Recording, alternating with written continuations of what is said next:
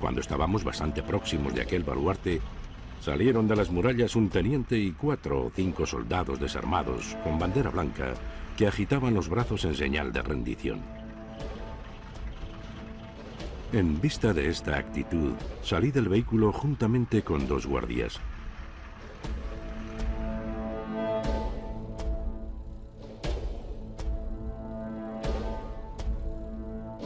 En ese mismo instante, se oyó una descarga cerrada. Los soldados que me acompañaban cayeron muertos. Y si no hubiera sido por la sangre fría de mi conductor, que me cogió del cuello para dentro del vehículo, hubiera corrido la misma suerte.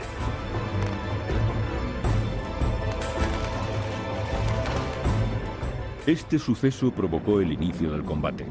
A las 9 de la noche del 13, las tropas moras de Castejón lograron entrar en el cuartel de Menacho, logrando hacerse con el control de todo el recinto a las 11. Después de un durísimo combate, y a pesar de ser tiroteados desde el cercano cuartel de la Bomba, situado a unos 200 metros, que estaba construido en uno de los baluartes de las murallas de la ciudad. ¡Fuego!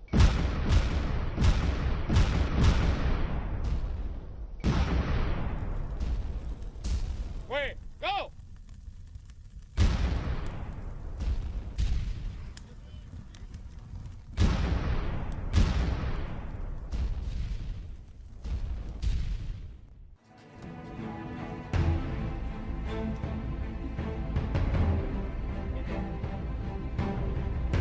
A primeras horas de la mañana, los militares defensores del cuartel de la Bomba desertan y se pasan a los rebeldes, permitiendo la entrada a los hombres de Castejón. Los pocos milicianos que intentaron defender los muros del cuartel de la Bomba murieron con las armas en la mano o fueron fusilados nada más rendirse.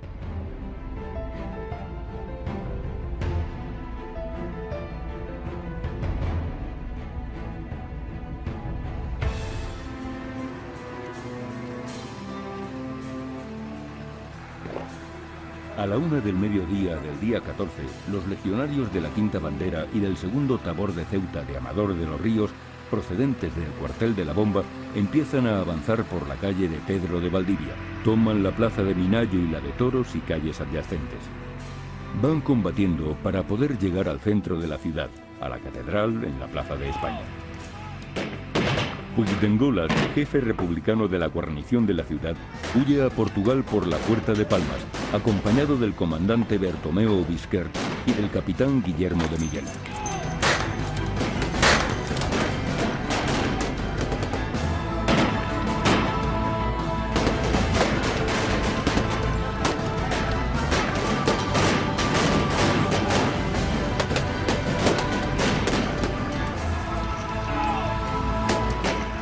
Yagüe no tuvo noticia de la entrada de las tropas de Castejón en la ciudad, pues parece que el enlace que tenía que comunicarle la entrada de los hombres de Amador de los Ríos cayó muerto.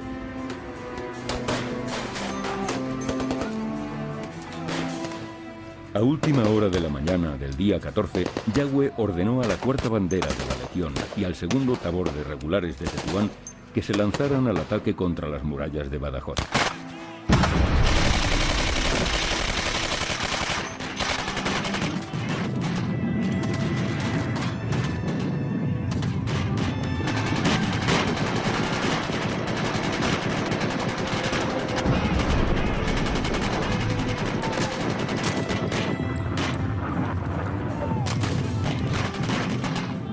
Dos horas después de la entrada de Castejón en la ciudad, a las 3 de la tarde, desde el barrio Extramuros de San Roque, los legionarios de la 16 Compañía de la Cuarta Bandera se lanzan a pecho descubierto sobre la brecha abierta junto a la Puerta Trinidad, defendida por milicianos, carabineros y soldados con ametralladoras del regimiento Castillo.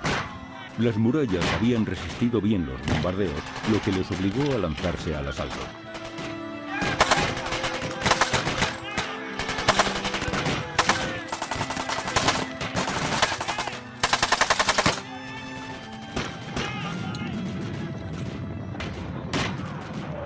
El capitán Rafael González y Pérez Caballero se lanzó al ataque con sus legionarios con las bayonetas caladas, avanzando a golpe de granada de mano. Los legionarios cantaban sus himnos a voz en grito sin dejar de avanzar, a pesar de que el fuego enemigo los abatía como bobos. Pérez Caballero, herido 3 veces, reunió al puñado de legionarios que aún se sostenían en pie y desde un terraplén a 100 metros de las barricadas enemigas se lanzó a un último asalto.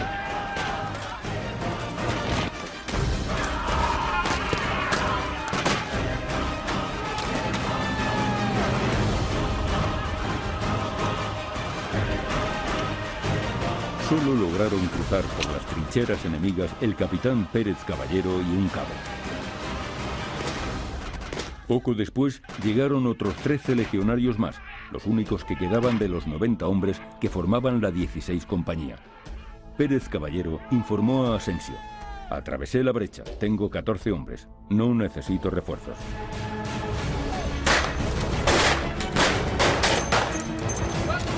Los supervivientes de la 16 compañía entraron en la ciudad.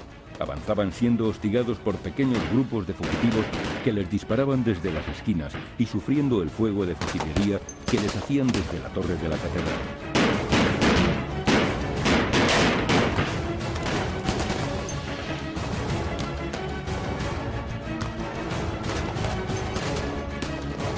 En la Plaza de España, exhaustos, se parapetaron a lo largo de 30 largos minutos, hasta que vieron aparecer por una de sus esquinas a 2 legionarios de la Quinta Bandera.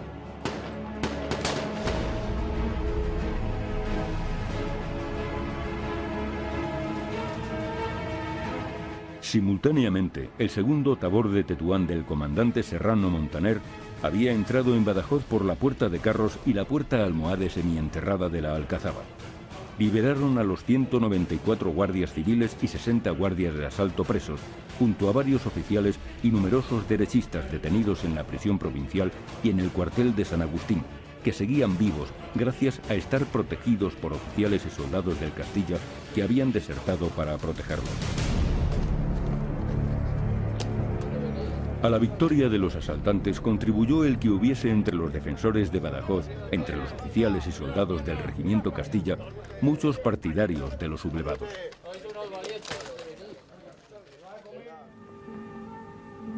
El último punto de resistencia de la ciudad fue la catedral, en la Plaza de España. Un numeroso grupo de milicianos armados con una ametralladora disparaba desde la torre. Con una pieza de artillería, los atacantes volaron la puerta llamada del Cordero y redujeron a los milicianos que resistían en el interior a golpe de granada. Los que quedaron vivos fueron fusilados nada más rendirse. A las 8:30 de la tarde del 14 de agosto de 1936, la ciudad había sido totalmente dominada. Con la entrada de los nacionales se produce una desbandada de los pocos milicianos que aún defendían la ciudad. La mayoría huyeron por la Puerta de Palmas, cruzando el Guadiana por el Puente de Piedra, camino de Portugal. Sabemos por el Diario de Tarragona del 14 y 16 de octubre de 1936 de la llegada en el vapor Niasa a aquel puerto de 1.435 personas huidas de Badajoz vía Lisboa. Entre ellos van 30 oficiales y suboficiales, 30 soldados, 135 carabineros y 210 mujeres y niños, siendo el resto hombres adultos, básicamente milicianos. La ocupación de la Puerta de Palmas por los legionarios impidió a los milicianos más rezagados huir de la ciudad. Represión de los nacionales en Badajoz tras la toma de la ciudad. A las 8 de la tarde del 14 de agosto de 1936, entró Yagüe con su plana mayor en la ciudad. Inmediatamente dio un bando proclamando el estado de guerra por el que se prohibía la circulación de todo el personal civil por la ciudad, procediéndose a reducir los focos de resistencia aislados que aún quedaban. Se retiraron las numerosas banderas rojas que ondeaban en las calles y se izó en los edificios oficiales la bandera tricolor republicana. Se recogió una gran cantidad de armamento y municiones de las que estaban muy necesitadas las columnas del ejército de África. Se registraron todas las casas de la población y se ordenó a sus habitantes que tuviesen las puertas abiertas y se situasen en lugar visible. Algunos milicianos escondidos entre las ruinas y en algunas casas son identificados por las marcas de culata producidas por los disparos en sus hombros, siendo pasados por las armas. Un pequeño grupo de civiles inocentes fueron asesinados al ser confundidos con milicianos que huían.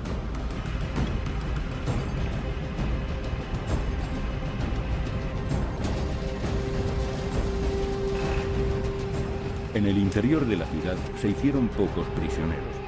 Los detenidos fueron llevados a la Plaza de España, frente al ayuntamiento, donde se fusilaron 70 milicianos. A otros presos los concentraron en el cuartel de la Bomba y en la Plaza de Toros. Se producen los primeros fusilamientos en el patio del cuartel de la Bomba y en las tapias del cementerio.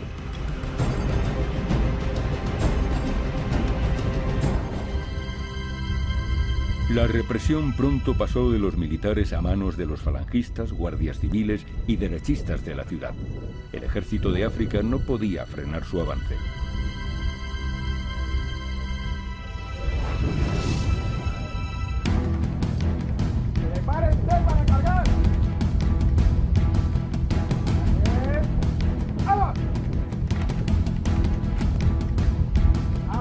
Hasta el 16 de agosto, 2 días después de la toma de Badajoz por los nacionales, el número de cadáveres que había en el cementerio, incluidos los fusilados en las primeras represalias y los muertos de ambos bandos en los combates, no sobrepasaban los 350.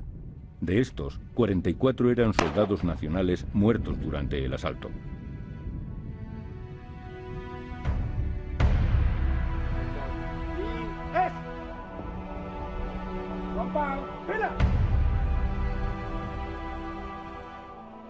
El operador de cámara francés, René Brut, filmó varias imágenes el día 18 de agosto en el cementerio. Los cadáveres de los fusilados la madrugada del 17 al 18, entre los que se encontraban los carabineros que habían estado presos en la Plaza de Toros y que habían participado en la defensa de la ciudad. Contra el muro, los insurgentes alinearon a sus víctimas. Yo conté 80 muertos. Esto significa que muchos sospechosos habían sido fusilados a la vez. Dentro del cementerio me di cuenta entonces de que 100 cadáveres amontonados iban a ser quemados de un momento a otro. René Brut consigue un salvoconducto de la Alta Comisaría de España en Marruecos, que estaba en poder de los alzados, para poder trabajar en la España nacional. Entonces, el día 16 de agosto del 36, él está en Sevilla, como todos los corresponsales, y el día 17 toma imágenes, pues bueno, de la vida cotidiana de la ciudad. Badajoz había sido ocupada 3 días antes, es decir, él llega ya 3 días después de haberse ocupado la ciudad por el general Yagüe.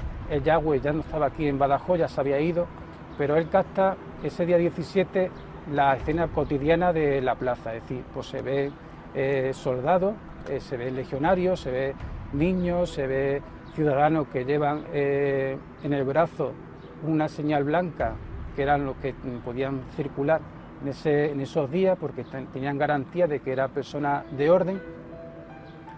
Y ese día 17 él tiene ya noticias de que en el cementerio pues había fusilados y que estaban siendo incinerados.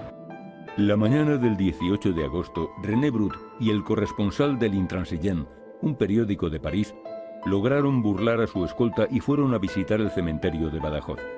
Allí vieron varios centenares de cuerpos calcinados, junto a otros a la espera de ser incinerados, entre los que estaban los carabineros fusilados esa misma madrugada. René Brut capta varios planos de los cuerpos. Hay que decir que no están humeantes, es decir, que llevan varios días sin humear, los que estaban calcinados.